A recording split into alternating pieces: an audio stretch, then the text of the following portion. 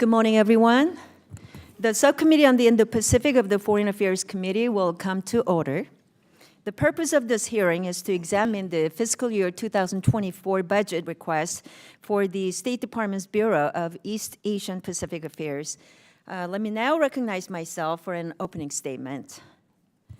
The hearing is important for the United States Congress to shape the United States approach, resourcing, and goals in East Asia and the Pacific Islands. The Biden administration has correctly identified the People's Republic of China as the only competitor with both the intent to reshape the international order and the economic, diplomatic, military, and technological power to do it. The October 2022 National Security Strategy further says that Beijing has ambitions to create an enhanced sphere of influence in the Indo-Pacific. Yet, despite this recognition, we're still woefully underperforming in the Indo-Pacific, and we are not competing with the PRC from a position of strength. East Asia and the Pacific Islands are on the front lines of our competition with China, and yet EAP remains a small fraction of the State Department's overall budget and programming. And instead of pursuing competitive actions against the PRC, we are chasing Chinese Communist Party officials for fruitless engagements. The PRC presents a significant threat to the well-being and prosperity of key U.S. allies and partners in the Indo-Pacific. None understand this reality better than Taiwan. While Congress has signed off on multiple arms sales to support Taiwan and enhance its defense, there still remains approximately $19 billion backlog in weapons deliveries. So my Arms Export Delivery Solutions Act was passed in last year's NDAA, yet the report we received from your department earlier this year did not clearly lay out a description of the actions the United States is taking to expedite deliveries of defense articles and services to Taiwan, including whether we will provide an interim capability or solution, which I explicitly asked for in that bill. We must ensure we're doing all that we can now to bolster Taiwan's defense against an increasingly aggressive PRC.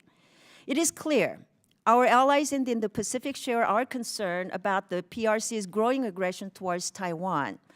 When I traveled with Chairman McCall to Northeast East Asia earlier this year, we heard the same thing from all of our allies, that Ukraine today could be Taiwan tomorrow, and that U.S. leadership is key to bringing democratic countries together in the fight against authoritarianism. Our allies and partners are also worried about the growing use of economic coercion. Last month, I held a roundtable with the ambassadors from South Korea and Japan where we discussed how we could work together to combat economic coercion. The United States Indo-Pacific Economic Framework is not enough to meet the growing trade and investment needs in the region, and I was disappointed to hear that the Biden administration was not interested in pursuing free trade or investment deals with our partners. We must have a concrete economic agenda in Asia to be competitive in the region. Nowhere is this more true than in Southeast Asia, which has immense economic potential.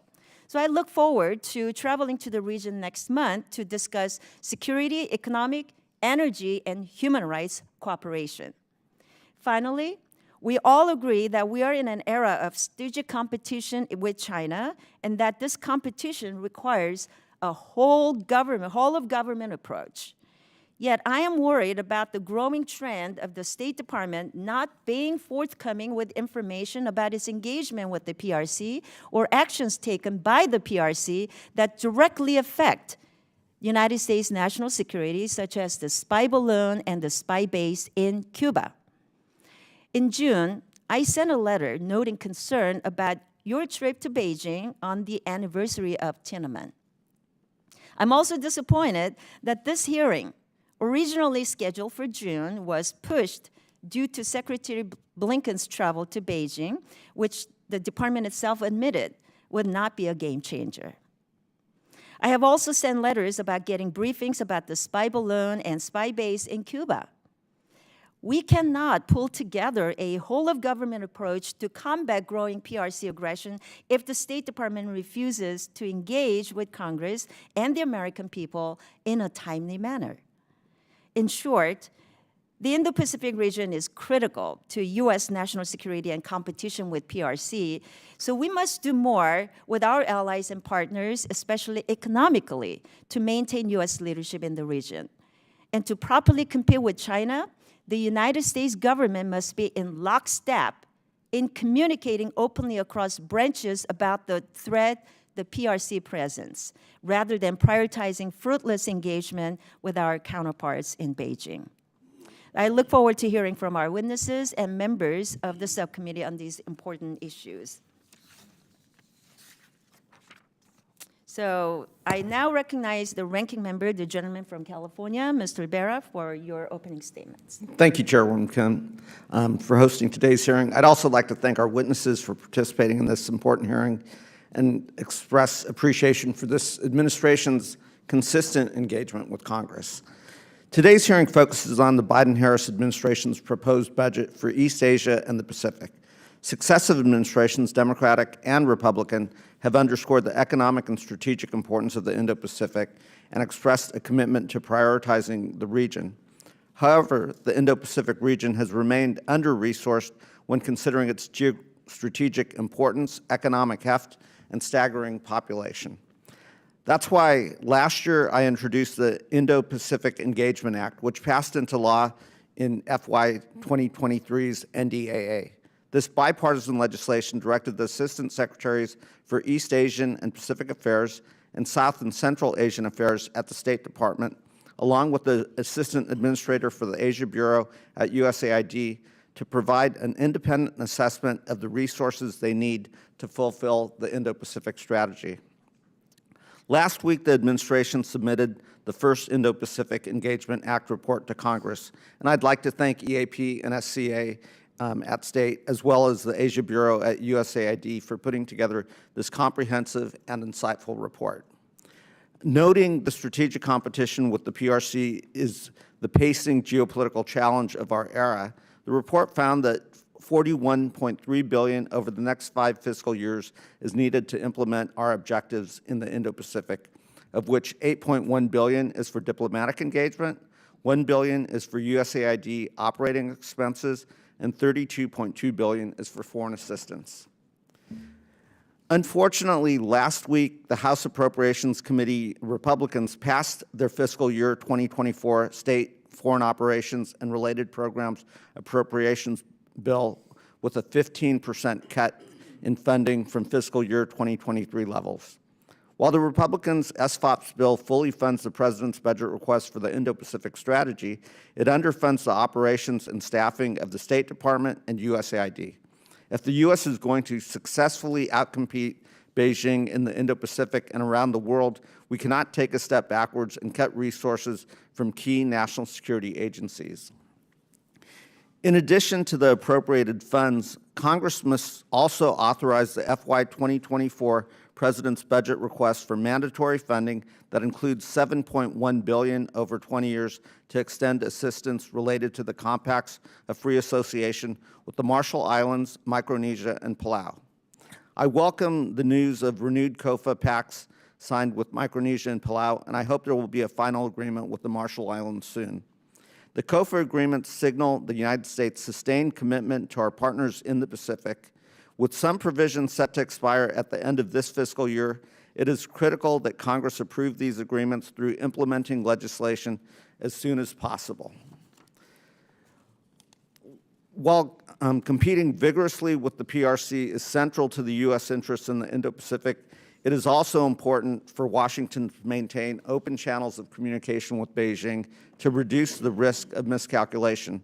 With that, I applaud the administration's continued use of diplomacy to raise areas of concern with the PRC so that the relationship does not veer into conflict. I look forward to hearing from Assistant Secretary Kreitenbrink on his engagements with the PRC, including last month's trip to Beijing with Secretary Blinken. with that, I look forward to continuing to work with the administration and continuing to work with the full committee and the subcommittee in a bipartisan way, and I yield back. Thank you, Ranking Member. Our subcommittee is honored to have the presence of our full committee chairman, Michael McCall. So now I'd like to recognize him for any opening statement you have. No, thank you, Madam Chair, and for holding this important hearing. Secretary, welcome to the Foreign Affairs Committee. And I think every member of this Congress and the administration should be deeply concerned about the growing aggression of the Chinese Communist Party. As I've said before, their tentacles reach every corner of the globe. And we're facing a generational threat, a great powers competition. And we must address this issue with the seriousness it deserves. And I agree with Secretary Blinken that China is the only country with both the intent and power to reshape the global balance of power. And while diplomacy and negotiation should always be a priority, effective diplomacy should shape the adversary rather than the other way around. Recently, I think our recent diplomacy towards the CCP has demonstrated weakness, and weakness only invites aggression and emboldens dictators such as Chairman Xi. So let me provide some context as to what I'm talking about. In mid-January, several media outlets reported that Secretary Blinken planned to visit Beijing in early February, aiming to set a floor for the relationship. On January 28th, the administration identifies a CCP spy balloon over the United States, surveilling some of our most sensitive military sites. Shockingly, it took a full 7 days for Secretary Blinken to cancel the trip, following significant congressional pressure. Fast forward to the spring when the CCP raids multiple American businesses. Then on May 10th and 11th, Jake Sullivan meets with his counterpart in Vienna. It appears the Biden administration is extending an olive branch to China. But how does China respond? On May 15th, the CCP, State Intelligence, began hacking senior-level officials at State and Commerce Department, including Secretary Raimondo. And as I have been told, sir, your account as well, Mr. Secretary. 1 week later, on May 22nd, the CCP effectively banned Micron from selling its chips to China, or in China. On June 2nd, Secretary of Defense Austin requested a meeting with the CCP counterpart at the Shangri-La dialogue. That request was rejected, and Secretary Austin settled for a mere handshake. On June the 4th, the anniversary of Tiananmen Square massacre, you, Mr. Secretary, arrived in Beijing to negotiate Secretary Blinken's trip later that month. This was an astonishing display of appeasement and indifference to the brutality and human rights violations of the CCP by this administration. Then on June the 8th, media reports surfaced about the CCP establishing a spy base in Cuba. On June 16th, the State Department, including the Secretary, Defense Secretary, and all hacked officials learned that their emails had been compromised by the CCP. We understand this attack targeted at least 9 officials from the Bureau that you oversee, and it's possible that your own email has been hacked. All told, it appears that tens of thousands of emails were stolen. Despite being aware of this hacking, on June 18th, Secretary Blinken still traveled to Beijing. And in early July, I learned that the state pulled down a congressional notification that included defense services for Taiwan. I'm deeply concerned that the price we paid to secure Secretary Yellen's trip to China and just the price we paid to just merely get a meeting with Chairman Xi may have been too much. Moreover, last year I gave y'all, through my legislation, presidential drawdown authority to get weapons to Taiwan immediately. That has not been used to this day. I've signed off on weapon sales, 23 weapon sales, as far back as 5 years ago, none of which have been delivered. As we've learned in Ukraine, we need to provide these weapon systems before a conflict erupts, not after. That is the goal of deterrence. I recently went to Taiwan with both the chair and ranking member of the subcommittee. And the first question President Tsai asked me was, where are my weapons that I paid for? This administration appears indifferent to CCP hostility, appeasing rather than simply to facilitate talks. Don't get me wrong, I think diplomacy is important. I agree that the Secretary and you, sir, need to talk. It's unfortunate we can't have a military-to-military communication between the CCP and the United States. In sum, I think this administration finds itself trapped in a cycle where the CCP dictates the terms, the timing, and conditions of our meetings rather than the other way around. This is precisely why I made it a point to be here today. You should be at the table out of strength and leverage, not out of weakness and appeasement. Approximately 7 months ago, multiple commerce officials assured me that an update to the Huawei export control licensing policy was done. 7 months later, the rule has yet to be released. In May, Reuters reports that the State Department is delaying not only the Huawei controls, but other sanction packages as well. Congressionally mandated sanctions under the Uyghur Human Rights Policy Act have been repeatedly killed by the State Department as well. Then on May 19th, I sent a letter requesting documents to understand the situation better, but I've been stonewalled. On June 13th, I sent a second letter requesting a narrower set of documents, specifically the competitive action calendar. This is one document. While State agreed to provide, Madam Chair, I really would like to finish this statement. While State agreed to provide the documents, they asked for some time to gather them, saying they believe they could produce them in several weeks, and I agreed to them. However, in early July, State informed us that they could no longer provide a time frame. On July 11th, I was forced to serve a subpoena for these documents, yet the deadline came and went. Last night, we received a response from State with respect to the subpoena, but it's insufficient. Mr. Secretary, your department is in violation today of a congressional subpoena. This is unacceptable, and I will have to prepare for further action. I hope you will work with us in this committee. We must acknowledge China for what it is and respond to it with strength. With that, I yield back. Thank you very much. Other members of the committee are reminded that opening statements may be submitted for the record. And we're now pleased to have a distinguished panel of witnesses before us today on this important topic. First, the Honorable Daniel Crichton-Brink is the Assistant Secretary of State for the Bureau of East Asian and Pacific Affairs at the U.S. Department of State. And Mr. Michael Running is the Acting Deputy Administrator for the Asia Bureau at the U.S. Agency for International Development. Thank you for being here today. Your full statements will be made part of the record, and I will ask each of you to keep your spoken remarks to 5 minutes in order to allow time for member questions. Let me now recognize Assistant Secretary Crichton-Brink for his opening statement.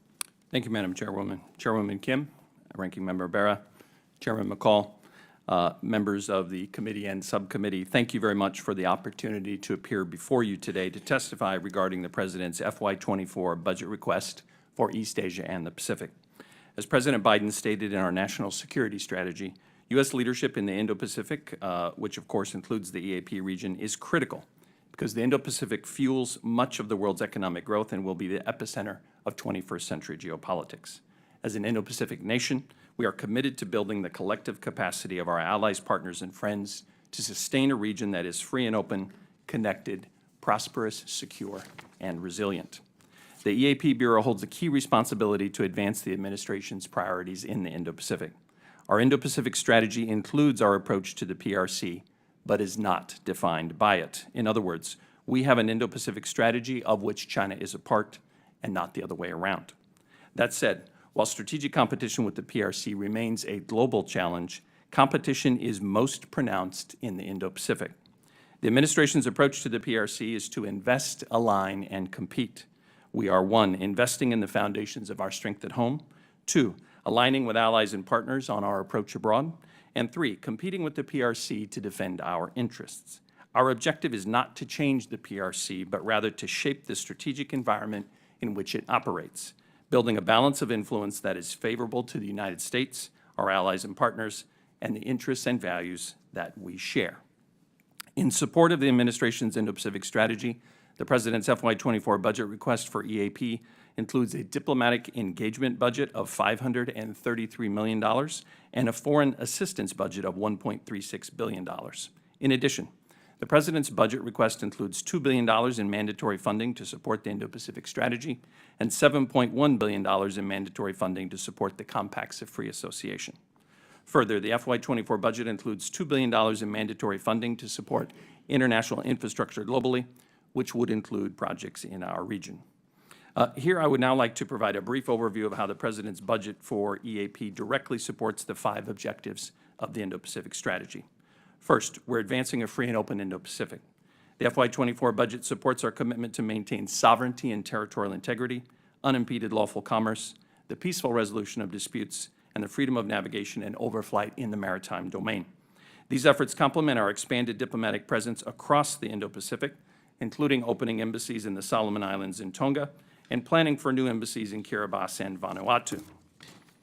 The FY24 budget also supports our continued investment in democratic institutions. Second, we are building connections in the Indo-Pacific and beyond. The President's request supports our bilateral relationships as well as engagement with a host of regional groupings and institutions, including ASEAN, AUKUS, the Quad, the Pacific Islands Forum, the Pacific Community, and the Mekong-U.S. Partnership to build capacity and address shared challenges. Third, we are driving Indo-Pacific prosperity. With the continued negotiations for the Indo-Pacific Economic Framework for Prosperity, our hosting of APEC in 2023, and the launch of the Partnership for Global Infrastructure and Investment, the President's budget will promote a connected, resilient, and fair Indo-Pacific economy. Fourth, we are bolstering Indo-Pacific security. Recognizing that security is a necessary condition for prosperity, our budget request will build the capacity of our partners to respond to and resolve both domestic and transnational security threats. We also remain committed to maintaining peace and stability across the Taiwan Strait. Our One China policy, which has remained consistent, has helped to maintain cross-strait peace and stability for the past 40 years. In line with the Taiwan Relations Act, the United States will continue to assist Taiwan in maintaining a sufficient self-defense capability. Fifth, we are building regional resilience. U.S. security depends on our collaboration with our allies and partners to address shared challenges to build resilience to transnational threats. In summary, the United States' role in the region must be more enduring than ever. Our allies and partners are looking to our ability to deliver resources as a sign of our commitment. Building on existing efforts, the President's FY24 budget request will allow us to do just that.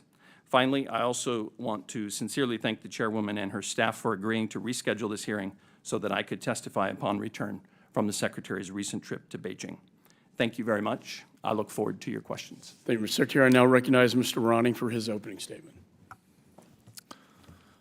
Chairman McCall, Chairwoman Kim, Ranking Member Bera, and distinguished members of the committee, thank you for inviting me to testify on USAID's role in advancing U.S. foreign policy priorities in East Asia and the Pacific. We are all well aware that the East Asia and Pacific region is home to the majority of humanity, the world's fastest growing economies, and busiest maritime trade routes. These countries are essential partners in creating a free and open Indo-Pacific that improves lives in Asia, underwrites regional stability and security, and helps generate prosperity here at home. At USAID, we approach development in the region with the understanding that the People's Republic of China is trying to rewrite existing regional rules and norms for its own narrow advantage. However, our development approach starts not with the question of what we are against, but rather what we are for. USAID embodies what the United States can offer the region as a partner and friend in development to communities and families who are seeking to transform their lives, and more broadly as a leader in U.S. efforts to advance a free and open, connected, prosperous, secure, and resilient Indo-Pacific. That is what the region wants, and that is what we strive to provide. I have had the privilege to work on USAID's development and humanitarian efforts in the East Asia and Pacific region for much of the past decade. A recurring theme in our discussions throughout the region, be it in the Pacific Islands or the Mekong, is the importance of showing up. and following through on America's commitments. Countries in the region count on the United States to be a bulwark of stability in a rapidly changing region. And this FY 2024 request is an opportunity to cement our reputation as a reliable partner. USAID will work in lockstep with Congress to achieve these ambitious objectives. The President's FY 2024 budget request for USAID includes $964.4 million for East Asia and the Pacific, which is a $194 million increase, or a 25% increase over the FY 2023 request. We believe that this increase is merited by the scope and scale and the urgency of the challenges we face in the region. In line with the administration's priorities, USAID's request prioritizes key sectors to advance U.S. national security and prosperity alongside that of our partners and allies in Asia and the Pacific. First, to boost inclusive economic growth, USAID will promote trade and investment, private sector productivity, and digital connectivity. Second, our demand-driven climate change activities will reduce emissions, protect critical ecosystems, implement regulatory reforms, mitigate resource conflicts, and help partners transition to renewable energy. Third, we will work to reverse democratic backsliding and strengthen democratic institutions and norms. Fourth, to bolster women's economic empowerment, gender equity, and human rights, USAID will work to increase women's political, civic, and economic engagement, address gender inequality, and combat gender-based violence. Finally, to strengthen health systems to detect and respond to emerging threats, USAID will continue to bolster the resilience of partner countries and their economies to prevent, detect, and respond to pandemic threats, increase their ability to withstand future shocks.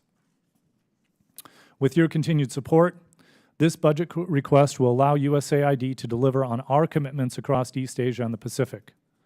As Administrator Power has noted, it is in America's best interest to feed the world, to help protect fellow democracies, to advocate for the dignity of all people, not only to reflect an America that is generous, compassionate, and moral, but also to protect the safety and the prosperity of the American people.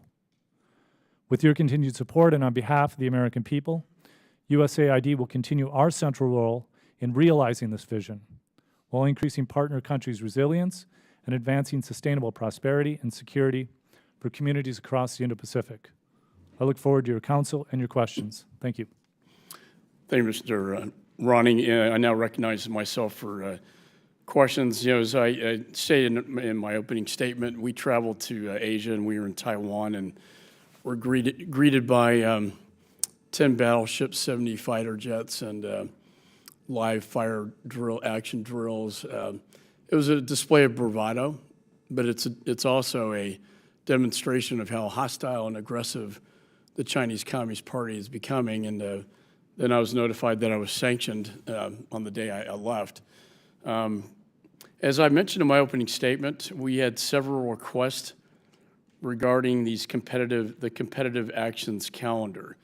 We were very patient with several letters. I finally served a subpoena. The due date was yesterday, and we still haven't received anything.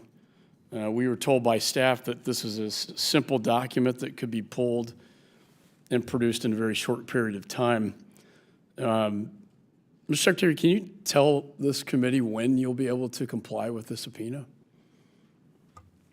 Mr. Chairman, thank you again for the privilege of being here today, and thank you for your question. I want to assure you that the department is committed to working with Congress and with you, and that we have responded in writing to your letters on this issue, first on June 16 and then again yesterday, when we provided further information about the competitive actions that we have taken under the Biden administration. This is part, as you know, of an ongoing accommodations process with the committee, and we're very much committed to working with you on that. We are committed to responding to your and the committee's requests in a timely manner. We're balancing a growing number of congressional inquiries and evolving priorities. Again, this is part of an ongoing accommodations process with the committee, and we're committed to engaging with you, sir. Well, I appreciate that. I'm trying to be patient with it. It's disturbing when I find out about this when I read the newspaper and Reuters is reporting this, and someone on your staff has leaked this information, and yet this committee, Congress doesn't have it. And quite honestly, that's not the way we should be doing business. And so I'm going to ask you three questions about some of the issues that have been raised by the press. One is that the State Department is now no longer enforcing sanctions, human rights sanctions, including those against the Uyghur Muslims under the Uyghur Muslim Policy Rights Act. Do you have any information on that? Yes, sir. First of all, Mr. Chairman, it's absolutely not true that we are pulling our punches in any way. And in fact, the United States government and the State Department have taken an unprecedented number of steps against the Chinese in a broad range of areas. That has continued from the beginning of this administration. It has continued up until today. Specifically, we are committed to holding China and Chinese officials to account for the ongoing egregious abuses against Uyghurs in Xinjiang. So my time's expired, but I take it your answer is you have not delayed or you are still enforcing the sanctions. We are absolutely enforcing, and in fact, That's your testimony. we've carried out, we've sanctioned 4 PRC officials under Treasury Lomeg sanctions, 31 entities under the Uyghur Forced Labor Prevention Act, another 26 entities under the Commerce Bureau of Industry and Security list, and 8 PRC firms tied to the. Okay, Chinese great. And military if you just produce this competitive actions calendar, it would solve this whole problem. I wouldn't even have to ask these questions. Secondly, export controls on Huawei. Have those been delayed or pulled down? Again, sir, we don't pull our punches, and as you know, this administration has already taken steps against Huawei. They did. I thought Estevez did a pretty good job earlier on, and now we haven't seen anything in the time frame that this sort of charm offensive has taken place with respect to Beijing. Well, I would say, Mr. Chairman, some people have described what the Chinese are doing as a charm offensive. That is that is absolutely not what I would describe what we are doing. We have Your answer is that you have not delayed or pulled down exports to licenses from the United States to Huawei. That is correct. I can't comment on ongoing processes in the end user review committee, but we are committed, as we've demonstrated steps we have taken in the technology space, including, I think most significantly, the October 7 advanced computing rule. We are committed to defending our national interests. We are committed to preventing advanced U.S. technologies from falling into the hands of the Chinese. Let me ask you this question. Why did the state recently pull down DDTC 22-087, which included a license to provide defense services to Taiwan? Mr. Chairman, I'll have to check if that's the specific case that you're referring to, and I will check on that, but if it is the one I think you're referring to, my understanding is a direct commercial sale was notified by mistake. It was pulled back, but my understanding it has since been formally notified, I believe just yesterday. It may have been the day before. Okay, I'm happy to and I take have that to back. refer to it. I know it's very cryptic. I'm obligated to refer to it in that manner. Yes, sir. Obviously, But I just sensitivity. want to state, sir, and you know, I'd be happy to you know, work with your team as well. But we have taken an extraordinary number of actions over the course of this administration, and we've done it in advance of every one of these engagements that you've mentioned. We've done it after every one of these engagements. We do not pull our punches. That is not what we're about. We believe that we are engaging the People's Republic of China from a position of confidence. Confidence based on, I think, the extraordinary success of our diplomacy in the region to shape the external environment, confidence based on our investments in our strength at home. And I think with that in mind, we approach the Chinese in a very realistic, clear-eyed way, and I think from a position of strength. And look, I appreciate both of y'all's service. I mean, it's this is the top threat, I think, to our national security. Last question, why is state not using the presidential drawdown authority that Congress gave you to get weapons to Taiwan now? Yes, sir, we are absolutely committed to using all tools at our disposal to make sure that we meet our obligations under the Taiwan. But why aren't you using that drawdown authority I that think Congress gave you to here's get what I weapons? would say, Mr. Chairman. Secretary Austin spoke to this in May. I don't have anything further to add to his commentary. I don't have anything to announce today, but I will reiterate, we are committed to using all means at our disposal. We're grateful to you, Congress, and this committee for those tools, and we will use Well, them. if we need to get in a classified setting for you to answer that question, Congress passed, it was my bill. We passed it. It's law. And I was told the president would use that drawdown authority to get $500 million of weapons into Taiwan, and now we're not seeing that exercised, that authority exercised. So if I'm not correct, I need the information. And if you prefer that in another setting, that is fine with this committee. Sir, I'd be But delighted to meet in I any need setting. a better answer than we're doing everything possible. Yes, sir. Because I'm just not seeing it happening. Yes, sir. Mr. Chairman, respectfully, I do just want to underscore, we are committed to using all tools at our disposal. Well, then use You've them. seen that, and We you'll gave see you the that. tools. And again, we've taken an extraordinary number of steps. The reason why I say But use the tools and authorities Congress gave you because Taiwan doesn't have any weapons. Period. My time's expired. Thank you, sir. Chair now recognizes the ranking member.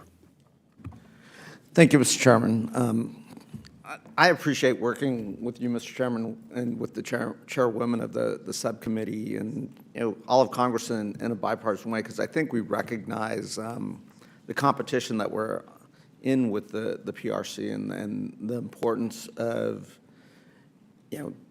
maintaining, as I think we all say, a free and open Indo-Pacific, a rules-based order, the ability for all the people in the region to thrive, prosper, and experience the freedoms that we've all been able to experience.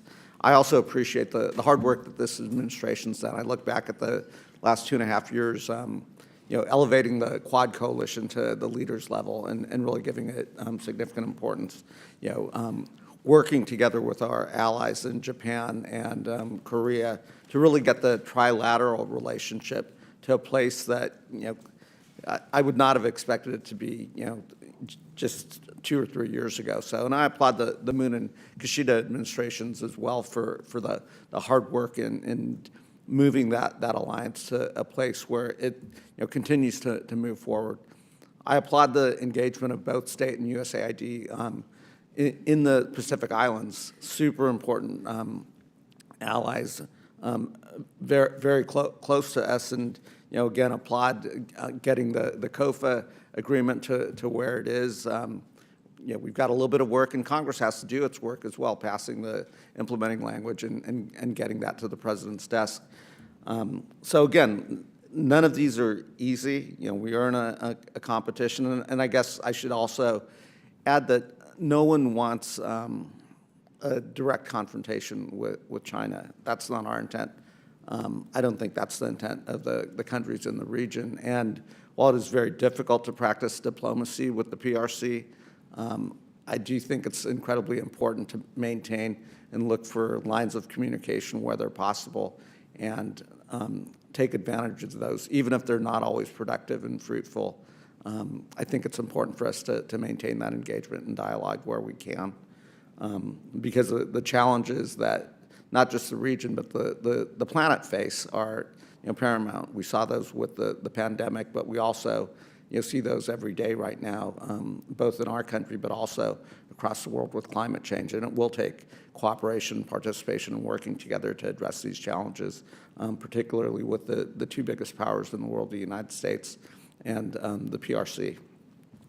Let me, Secretary Cretenbrink, let me turn to the COFA agreement again, which I think is incredibly important, has served us fairly well. I will meet with representatives of the Republic of Marshall Islands later on, and I think it's important for us to get their acceptance of it. But can you give me an update on the current state of negotiations with the Republic of Marshall Islands?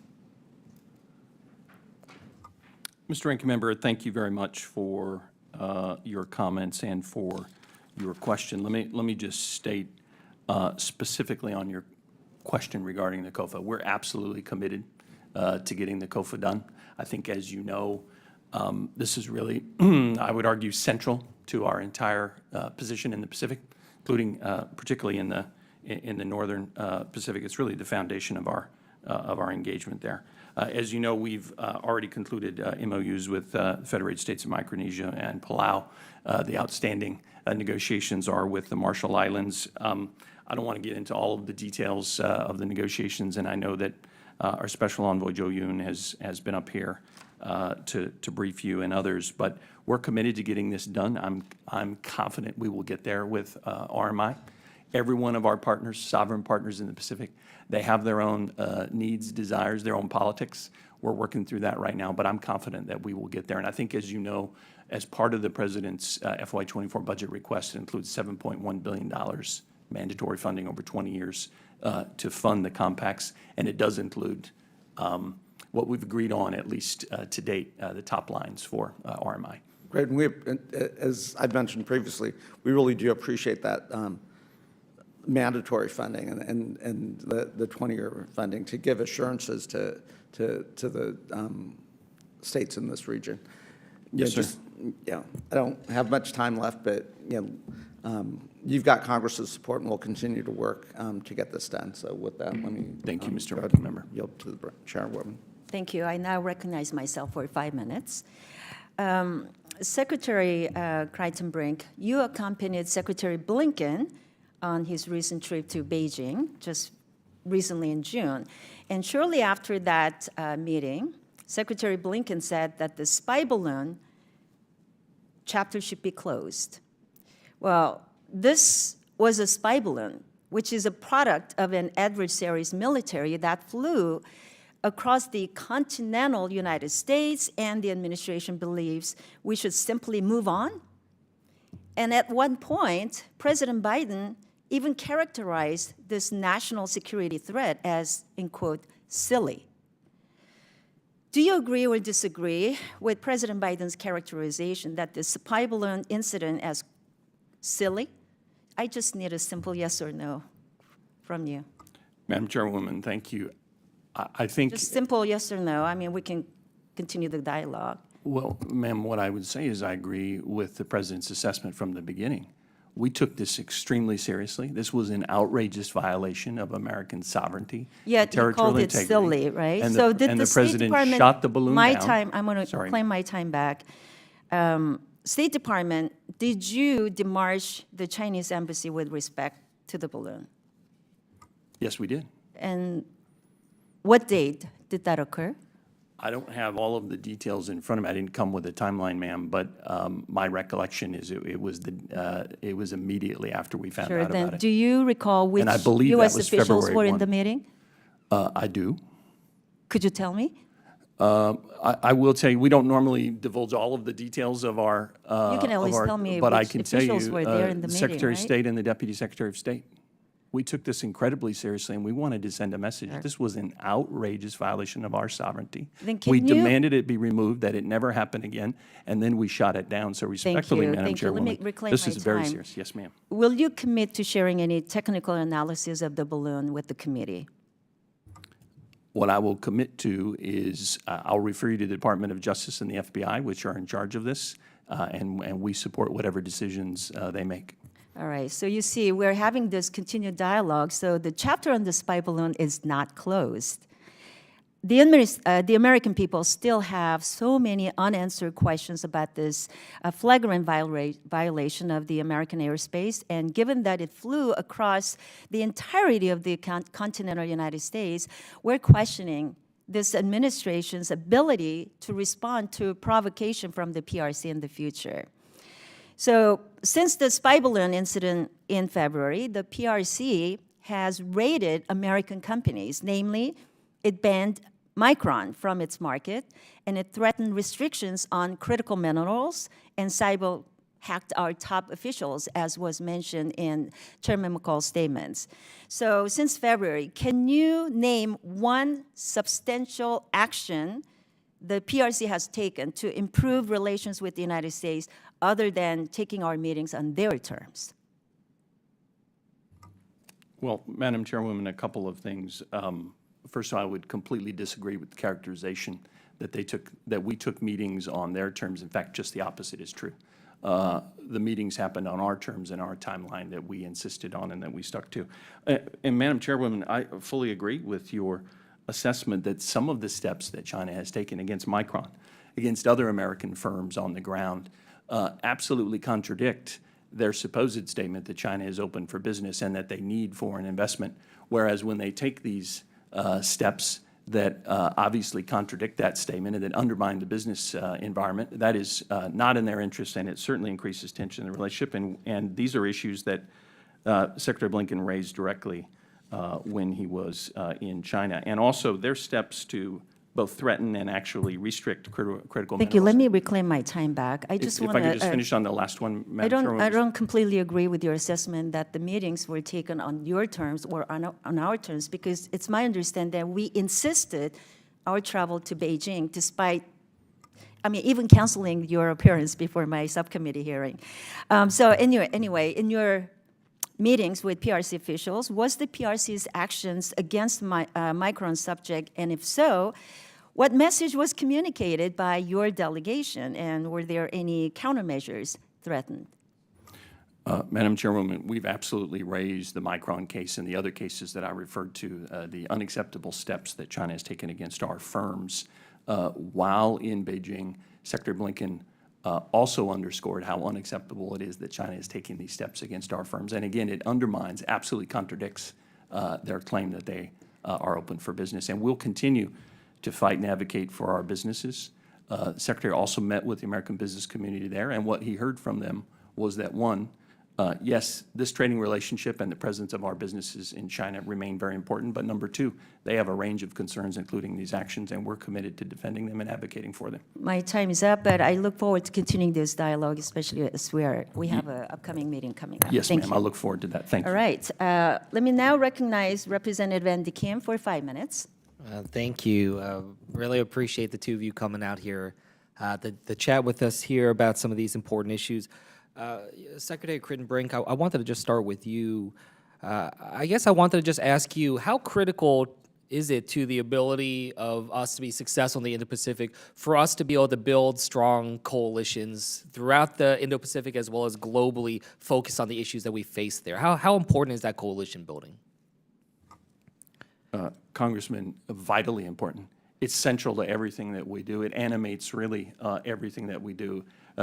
Whether you come at it from the perspective of building the kind of region that we want to see, a free and open and prosperous region that we want to see, or if you come at it from the perspective of our China strategy, it's that aligned pillar that is most important. Whatever perspective you come at it, from which you come at this challenge, our building coalitions with our like-minded allies, partners, and friends, building their collective capacity to counter common threats and to seize shared advantages, that's central to everything that we do, sir. And I appreciate how you framed that within your testimony as well, talking through those 5 different pillars, of which one of them was certainly about building those connections throughout the Indo-Pacific and beyond.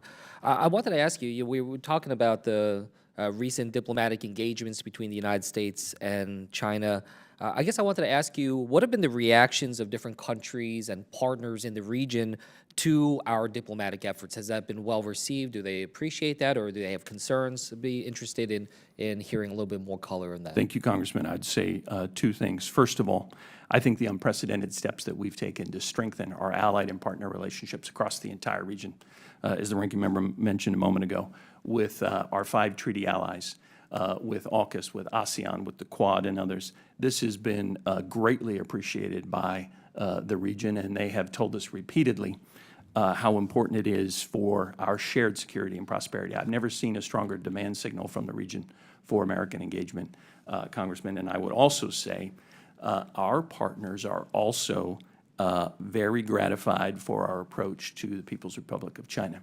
They know that we've been clear-eyed and resolved, and as you know, many of the steps we've taken together with our partners have been explicitly designed to counter the threats and challenges posed by the PRC. But at the same time, I would argue that our allies and partners absolutely agree it is in no one's interest to have an unintended conflict, to have a miscalculation that could veer into conflict. And so, therefore, I think our partners, to a person in our conversations, have said they are reassured by our resolute approach to the PRC, and simultaneously they're reassured that at the same time we're committed to keeping channels of communication open so that we don't have a miscalculation. The last time I was out in the region, I heard something similar. I guess I wanted to just kind of flush this out a little bit more. I was told by some counterparts in the region last time I visited that yes, there are very legitimate and credible challenges that we face with China, but when it comes to the U.S. and China and that relationship, they said that it was very important that the United States act as the responsible actor, that they not be seen as the provocateur, they not be seen as the aggressor, otherwise that would potentially make it harder for some of our partners in the region to actually partner with us and build coalitions. That was something that I heard. Is that something that you would hear as well from some of your counterparts? I hear it on a daily basis. We make sure that our allies and partners know that they are intrinsically valuable to us, that they are the central animating feature of our foreign policy, not just in the China context, but within the China context. You're absolutely right. If we're going to build a coalition of like-minded nations committed to protecting and preserving the rules-based international order and countering all challenges to it, they have to be confident that, in fact, we are responsible, that we're clear-eyed and level-headed. One sentence that you said in your testimony that was just very illustrative of this, and I want to just raise it. You said, our Indo-Pacific strategy includes our approach to the PRC, but is not defined by it. And then this next sentence, in other words, we have an Indo-Pacific strategy of which China is a part, not the other way around. And I just want to highlight that. I think it's very well structured to be able to look at that bigger picture. And I applaud you for thinking about that because it allows us not to be reactionary, just simply reaction, which I find oftentimes we feel like we are on these issues. The last thing I just want to point out is that some of my colleagues here have been pushing back and calling for major cuts to state foreign ops. I worry about that in terms of our ability to implement this strategy that you're talking to us about. How would those types of cuts impact the ability to deliver the kind of success that we need in the Indo-Pacific? Well, Congressman, I would say two things. First of all, I agree that it's our approach to allies and partners is where we spend the bulk of our time. Again, it's important to the region. It's important to our China strategy. We're, of course, grateful to Congress for the support that we receive. But some of the discussions that I've heard about massive cuts to the State Department budget would be devastating to what we're trying to achieve, would be devastating to our ability to compete and outcompete with the People's Republic of China, which is both a regional and a global challenge. Thank you, sir. Thank you. Let me now recognize Representative Davison for 5 minutes. I thank the chairwoman, thank my colleagues. I thank you all for coming in today to provide your testimony. And hopefully we'll make some progress here on policy. You know, the previous administration put Huawei on the Department of Commerce entity list back in 2019. Our committee discovered that during a 6-month period in 2020 and 21, less than 1% of licenses were denied and more than $60 billion worth of licenses were approved, licensing America's sensitive technology to Huawei. Last week it was reported that Huawei is poised to return to the 5G smartphone industry. And it's also been reported that Huawei has had an active involvement in the Chinese spy base in Cuba. The State Department is an active and voting member of the dual-use export controls process that Commerce oversees. Mr. Kittenberg, sorry for mispronouncing your name. It's my life's burden, Congress. It's Kittenbrink, actually. Kittenbrink. Thank you. Sorry about that. Yeah, I get some mispronunciations of Warren from time to time as well. My apologies. Do you believe Huawei should be given licenses on any U.S. origin technology? Where's that line? Well, Congressman, thanks for raising this very important question. I want to maybe just reiterate a couple of points that I made to Chairman McCall earlier. We're absolutely committed to taking the steps we need to protect American national security, particularly in these high technology areas.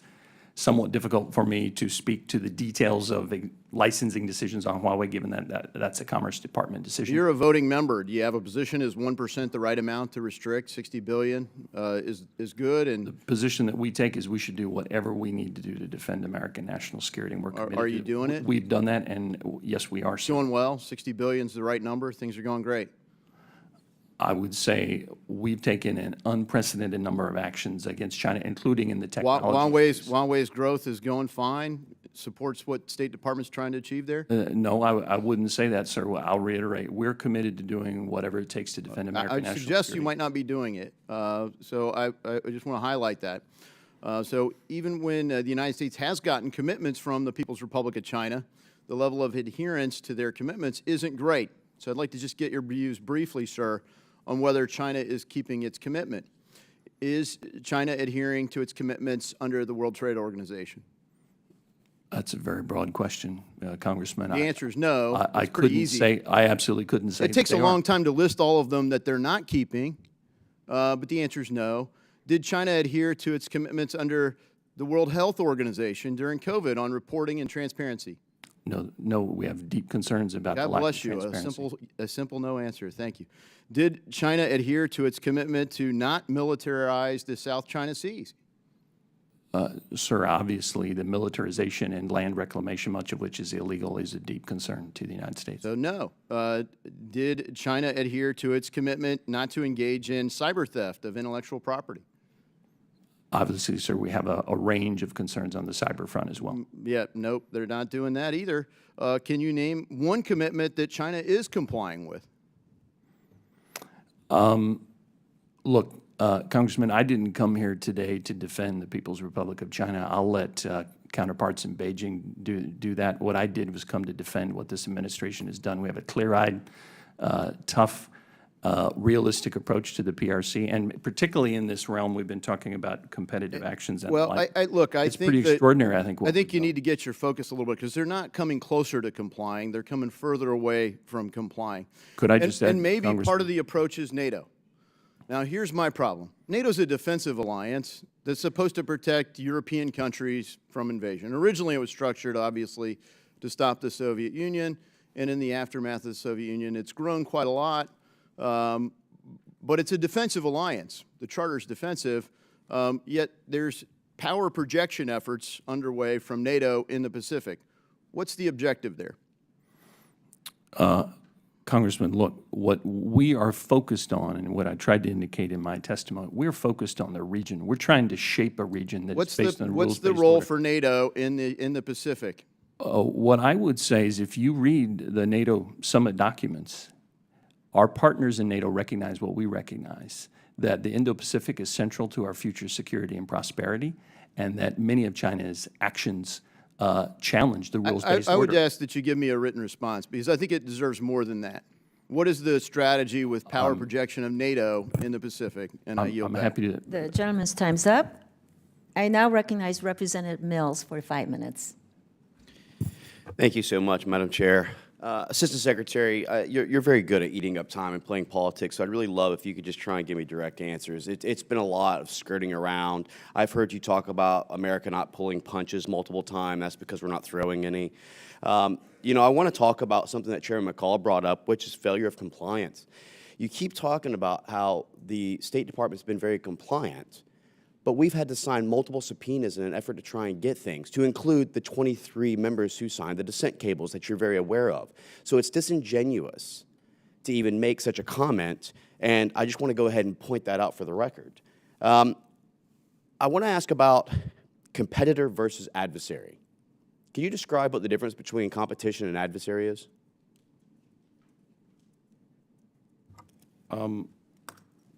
Your question is, what's the difference between an adversary and a competitor? Yes, I appreciate you eating up 30 seconds to try and do that. Yes. Well, Congressman, that's not what I'm trying to do. You know, we spend every day on these issues. I spent a lot Sir, of I'm time asking to for the prepare definition, this. please. I didn't come prepared to give you a formal definition, but I'm happy to Do you take consider that on. China a competitor or an adversary? I would argue that they're both. Okay. And I would agree that they are an adversary more than anything, especially if you look at the geopolitical alignment between China, Russia, Iran, North Korea, and the economic resource and cyber-based warfare that's been launched for 20-plus years against the West. I think we look at the expansion of the Belt and Road Initiative. I think that we look at the domination of rare earth mineral mines throughout the continent of Africa. I think that we recognize that China's adversarial actions has led to a disruption in supply chain capability, which is the intent. That's why they want to expand the Eurasian borders, take Africa, take Oceania, recreate the maritime Silk Route, if you will, to choke off Western Hemisphere supply chain.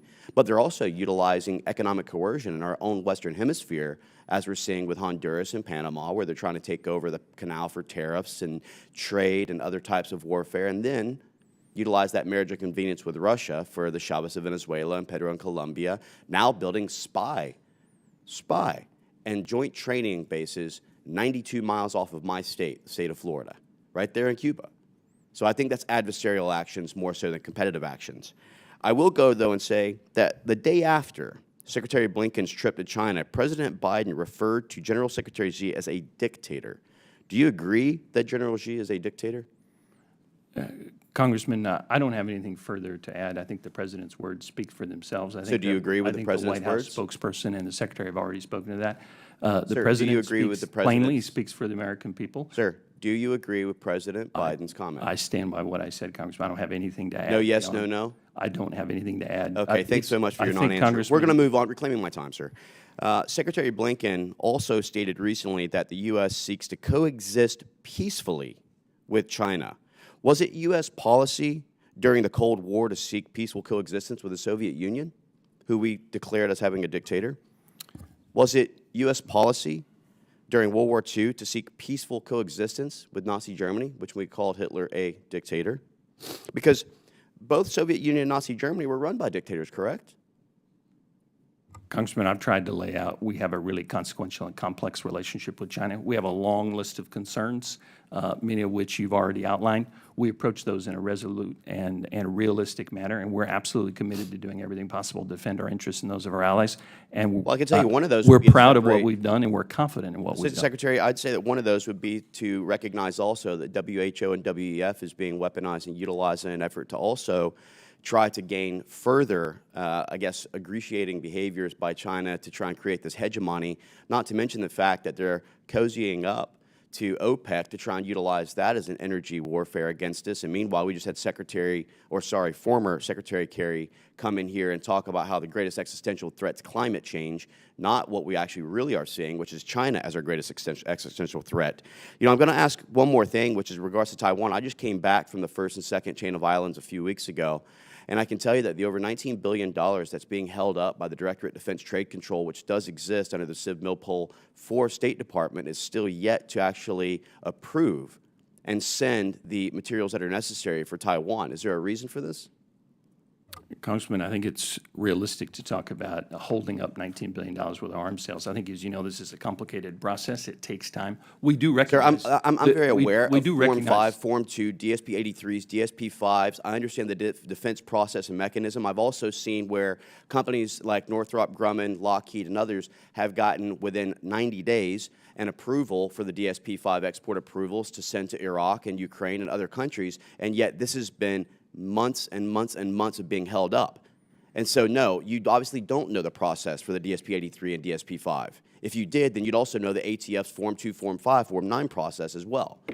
This is something I'm gentleman's aware of. time's up. Congressman, I'll just reiterate, we're doing everything within our means to meet our commitments under the Taiwan Relations Act. We've taken extraordinary steps. We're also taking extraordinary steps to reduce some of the delays that you've referred to. The gentleman's time's up. Let me now recognize Representative Castro for 5 minutes. Thank you, Chairwoman. Mr. Crinbrink, I strongly support U.S. engagement with ASEAN and was glad to see Secretary Blinken visit Southeast Asia last week and meet with our ASEAN partners. I've been working with the administration to extend diplomatic privileges and immunities to ASEAN, which requires an act of Congress.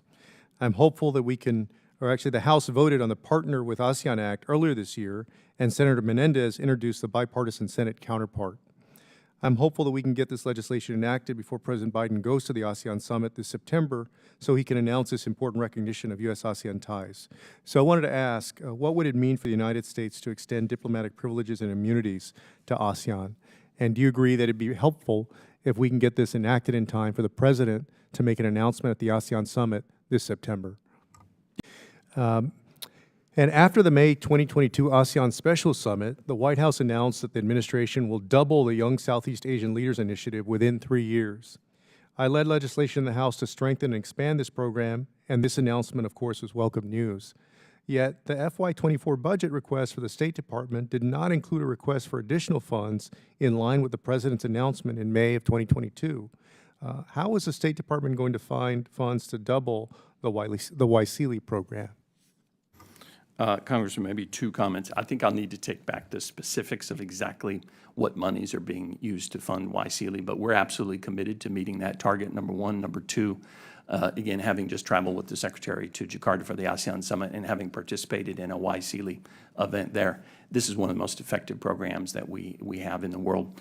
As you know, 10 countries of Southeast Asia represent the youngest region in the world, the fastest growing, most dynamic region in the world.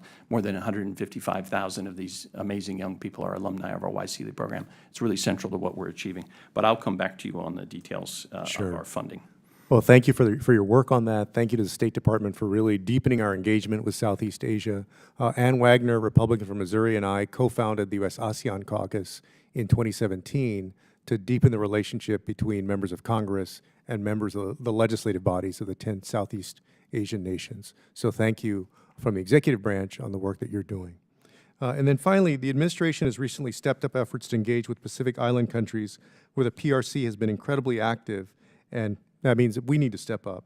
I believe it's important for us to be good partners with these countries and be responsive to their needs. So when you engage with Pacific Island countries, how highly do you think they rank the need for climate action, for example?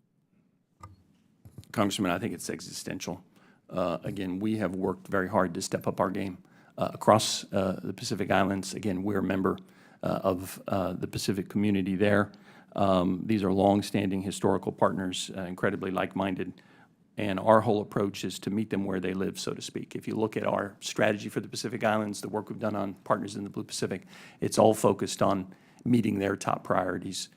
Climate is probably number one, illegal fishing, investment development, and people-to-people ties. Those would be a short list of their top interests. And so if we pursue the almost 30% cuts to the international affairs budget that the current proposal in the House calls for, how would that affect the United States' ability to be responsive to the needs of Pacific Island countries in combating climate change? And what does that mean for U.S.-China competition in the region? Well, Congressman, I would just say, as I mentioned earlier, obviously dramatic cuts to what we're trying to do in the region would undermine significantly our entire approach to the region and to China, and particularly in an era of strategic competition. I would argue this is not a time for pulling back. It's a time for stepping forward and increasing our investments. Thank you, gentlemen, for your testimony today. Thank you, sir. I yield back.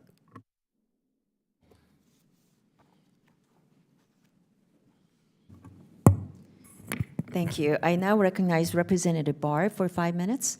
Thank you, Madam Chair. And Assistant Secretary Crittenbrink, I am perplexed by the Biden administration's obsession with high-level dialogue with the CCP when Beijing is clearly ramping up its hostility despite these talks. Did any Chinese official ever condition or imply that rescheduling the Secretary's trip to Beijing was conditioned on the FBI not releasing its findings of the spy balloon report? Yes or no? Representative Barr, we never accepted any conditions on the Secretary traveling to Beijing, and we made clear that only after the Secretary visited would there be other senior level. Does the Secretary understand, and do you understand, that the American people were very dismayed when the Secretary said that this chapter is simply closed? Well, Representative Barr, I would say, as I mentioned to Chairwoman Kim a moment ago, the flight of a Chinese spy balloon over the United States was an outrageous and unacceptable violation of our sovereignty and territorial integrity. If I could we took resolute steps and then we shot it down. Yeah, Assistant Secretary, though, when you say the chapter's closed and there's no ramifications for the CCP, for them spying on our most sensitive military sites, the American people are outraged by that. Could I make one comment, sir? Let me ask you this question, Assistant Secretary. What tangible win did Secretary Blinken come away with from Beijing? And don't give us maintaining open channels of communication. We're not chasing the Chinese, sir. We are focused. You look like you are. I can tell you, you look like you are. We are absolutely not say doing you that. are. They say you are. Well, sir, I'm sorry, but that view is mistaken. We went to Beijing very confident in our approach to the region and to China from a position of strength. we should not underestimate the importance of trying to prevent the Secretary, risk of let's look miscalculation at of conflict. But let's also, assess that Can I negotiating from a position of strength. Last Congress, I authorized the Axis Act that required state to report on the PRC's assistance to Russia with the invasion of Ukraine. The relationship between General Secretary Xi and Putin is said to have no limits, but we know China has supplied Russia with satellite imagery, gunpowder, body armor, rifles. Would you assess that the level of PRC support or transactions to sanctioned Russian entities has been significant? Congressman, a couple of things. Again, we're pursuing a realistic Is it significant or not? When it comes to Chinese support for Russia, Yes. we've expressed our deep concern over the range of areas where they've provided support. We've taken actions to sanction Chinese entities when they have provided support to Russia, and we've continued to warn them not to provide lethal assistance Okay, to the serious Russian military. consequences, warning them, tough talk. Where's the action? Where's the sanctions We've taken for a- material and lethal support by China to Russia? Where is the Sir, action? our assessment is they have not provided lethal assistance to the Russian military, and that- and we have warned them And the against media doing says so. you're wrong about that. There are customs records. Just look at the Wall Street Journal. They do a better job of uncovering material lethal assistance than the State So Department. we're confident in our assessment, Taiwan, and we've Taiwan, taken steps Secretary. against a number of Chinese entities already. We need sanctions. On July 3rd, already the done State that, sir. Department pulled down a proposed license for the export of defense articles to Taiwan. The State Department pulled down a proposed license for the export of defense articles to Taiwan. This happened the same day Secretary Yellen's trip to Beijing was announced. Is the State Department limiting arms sales and defense exports to Taiwan in the hopes of placating Beijing? Absolutely not, sir. And I spoke to this earlier, and I'll need to take it back just to make sure we're talking about the same case. But I'm aware of a case 2 weeks ago, direct commercial sales case, that was mistakenly notified. It's since been formally notified. It was withdrawn, and then it's already been notified. And that had nothing to do with anything else. We don't pull our punches. We've already provided more than $5 billion worth of arms to our Taiwan partners in this administration. We're taking a range of other steps to meet our commitments. Last year, I believe we approved 13 arms sales, which is a record in 1 year. Okay. We do not pull our punches, Well- and we will not. Okay, has the State Department returned to its policy of bundling arms and defense exports to Taiwan to not anger China? Absolutely not, sir. And I think the 13 arms sales last year proved that Okay, point. well, I think the State Department should be less focused on pulling down licenses and more focused on getting arms to Taiwan immediately. Let me ask about the competitive actions calendar in my remaining time. Since the beginning of this year, multiple high-level Biden administration officials have met with PRC officials or visited the PRC itself, including yourself. Through the course of this, the PRC has continued to commit genocide, intimidate Taiwan, hack U.S. government email accounts. But there's reporting that the State Department is intervening with other agencies to delay implementation of sanctions and export controls. Have you or anyone at State encouraged any other agency to delay implementation of a sanction or export control, yes or no? We do not pull our punches, and we are committed to taking whatever steps we need to. My time has expired. I don't think the Assistant Secretary answered that question. I invite my colleagues to follow up. I yield back. Thank you. Let me now recognize Representative Sherman for 5 minutes. Thank you. As we confront China and as we have a budget hearing on the very bureaus that confront China in its own area, should point out that we cannot beat China on the cheap. I wish it were true. I wish we could brush them aside at no cost. But budgetary proposals reflect values, and some budgetary proposals show that they value the idea of losing, because if we cut USAID substantially, if we cut our diplomacy substantially, and if we cut our public diplomacy substantially, we will lose. We had the spy balloon, and we had another couple of other possible balloons. Some people said that would just be a blip.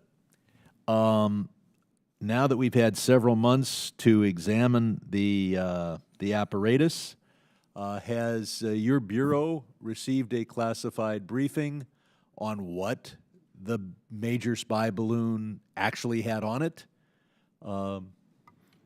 Congressman, Yes. I have not. I'll just reiterate what we said earlier. We took this And very I will seriously. point out that I have not, and our colleagues have not.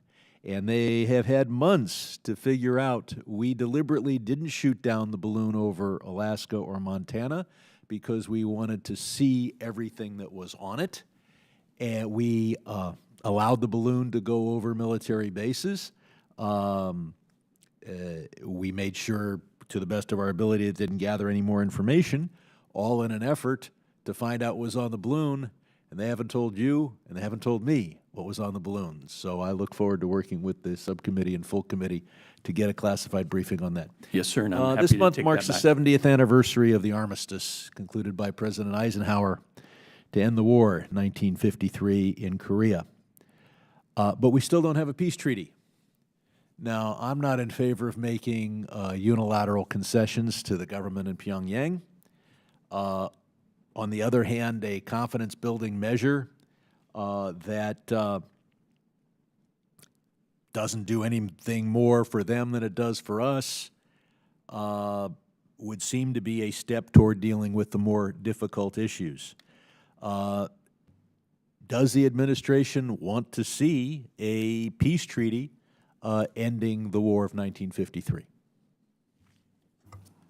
Congressman, thank you for your question. I think, candidly speaking, rather than focusing on a peace treaty, I think we would rather focus on the immediate problem. You've got a lot of people working there. You can focus on a lot of things. Obviously, sir, we've stated what our long-term aspirations might be, but the immediate threat is the growing threat from North Korea's missile and nuclear programs and their unprecedented number of launches, and we're focused on two things. We continue to So send... you don't think that taking some steps on some other issues would build a framework or be a step forward on dealing with the more significant issues? Candidly speaking, right now, I do not, sir. I think our focus right now is twofold, is demonstrating the strength of our deterrent capabilities, the strength of our security treaty commitments to our Korean and Japanese allies, and our resolve to make sure we strictly I would implement. just point out, your bureau is relatively well-funded. You can walk, chew gum, and shop on Amazon all at the same time. Yes, sir. Here's what I have could- the 70th anniversary of a war come up without concluding a formal peace treaty is just one of the many irritants. Finally, and also focusing on the budget, are you aware that we're all concerned about immigration, but I'm particularly concerned about when the nuclear family is separated. It's one thing to say you can't bring your adult brother in, you can't bring your cousin in, but when when spouses are separated, when minor children are separated for one or their other parent, if any other country did that deliberately and for months and years, we would, DRL would write them up in the Human Rights Report. Do we sometimes have circumstances where the spouse of an American citizen is not given a chance to come to the United States for a period of over a year or even over 5 years? Congressman, I'm not, so this is an immigration policy question. I'm not. No, this familiar- is a State Department staffing question. You've got your visa officers funded by the budget you're here to testify. I understand. Do we have enough people? And I realize it's much more fun to talk about No, I the great understand. issues of work, but Yes. you're the visa office. No, I understand. Do you have enough people to get it done within a reasonable amount of time? I think the responsible thing for me to do is take that back to my colleague, Rena Bitter, the Assistant Secretary for Consular Affairs, and come I back would to hope you your with a budget reasoned answer. requests in the future would adequately staff things so that spouses can be unified in months and even weeks rather than years or decades. I yield back. Understood, sir. Thank you. Thank you. Let me now recognize Representative Moran for 5 minutes. Thank you, Madam Chair. Secretary Crittenbrink, the last time you were before this committee, you refused to answer Representative Huizinga's question regarding whether you or Deputy Secretary Wendy Sherman ever delayed Uyghur Human Rights Policy Act sanctions. Months following that hearing, Reuters reported that the State Department was in fact delaying human rights sanctions. So I want to revisit that line of questions. Have Uyghur Human Rights Policy Act sanctions ever been on the competitive action calendar?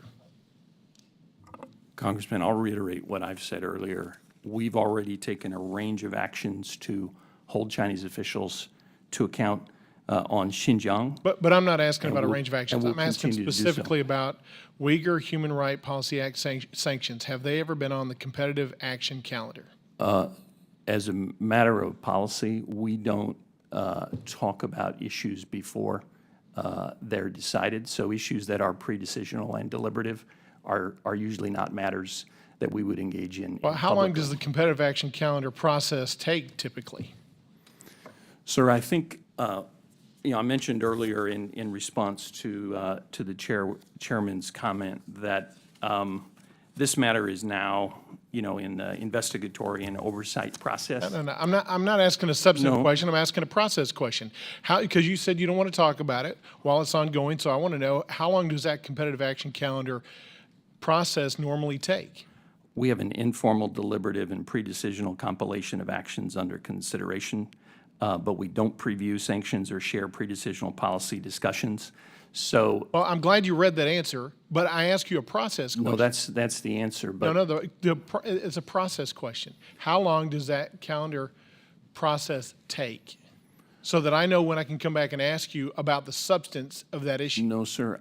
What I would say is putting together informal, deliberative, pre-decisional compilations of ideas and pre-decisional potential actions that I can't, there's not a timeline, there's not a formal process. So let's talk about then Uyghur Sanctions Act sanctions that have already been through the process. Do you know of any that have been through the process and ended, have completed that process?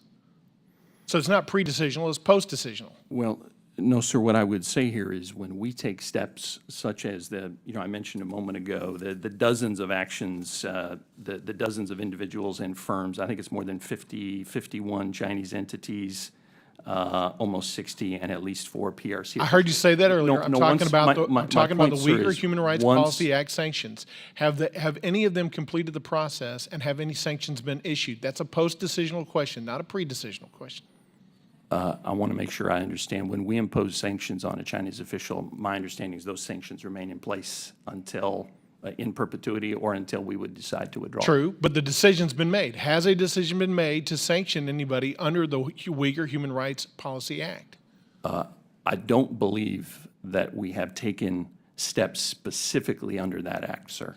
What Has anyone in the we've administration, exercised- has anyone in the administration ever delayed any sanctions brought or sanctions issue brought before under the competitive action calendar through the Uyghur Human Rights Policy Act? Have they delayed any of that before? I think I would say 2 things. Again, any matter that's pre-decisional, I can't really comment on. What I would underscore, and I did mention this last time I had the honor of being before the committee, we're committed to continuing to carry out our responsibilities under U.S. law. We will continue to hold Chinese officials who are carrying out these egregious policies to account. We will use all tools at our disposal, and we've used a range of GLOMAG and other.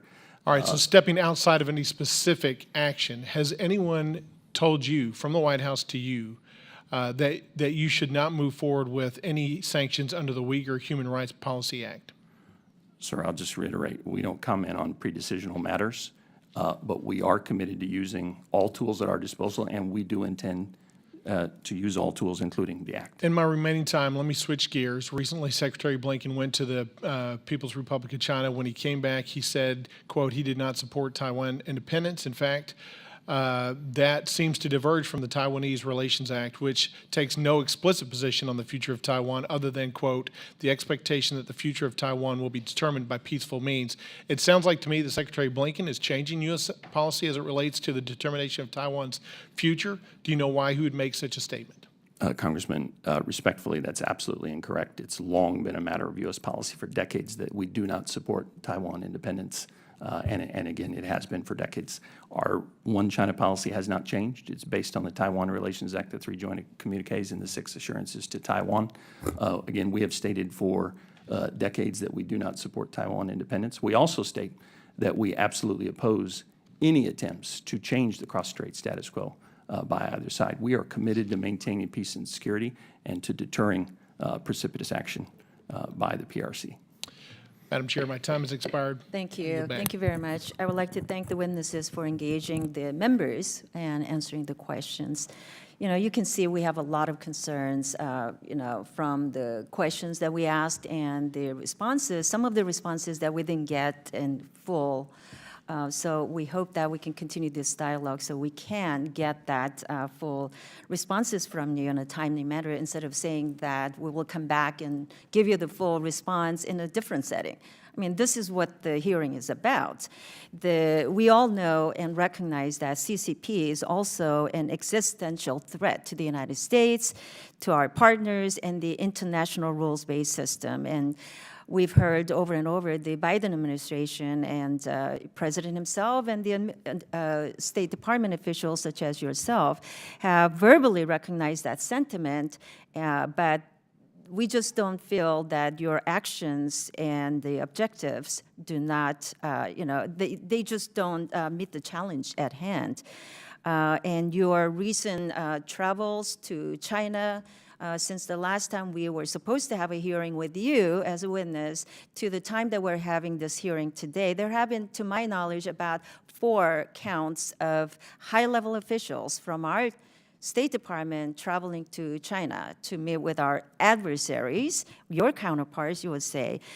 So, I just wanted to echo that our U.S. leadership in the region is critically important to engage, in the conversation to discuss the economic, security, and human rights concerns that we have, while we encourage the diplomatic engagements with our allies, also with allies and adversaries alike. I think it's critically important, and I hope you recognize that you need to engage Congress.